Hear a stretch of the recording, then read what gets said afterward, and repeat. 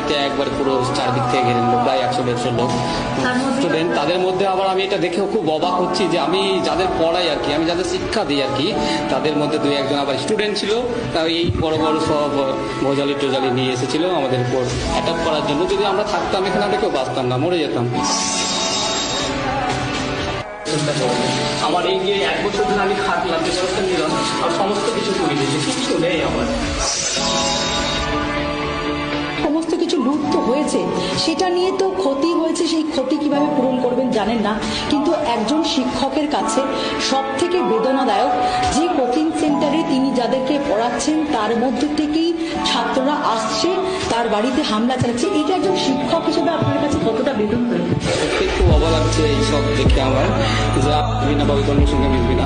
আমি সবসময় ছেলেদেরকে, স্টুডেন্টদের আমি সবসময় মানুষের মতো মানুষ হতে শিখাই।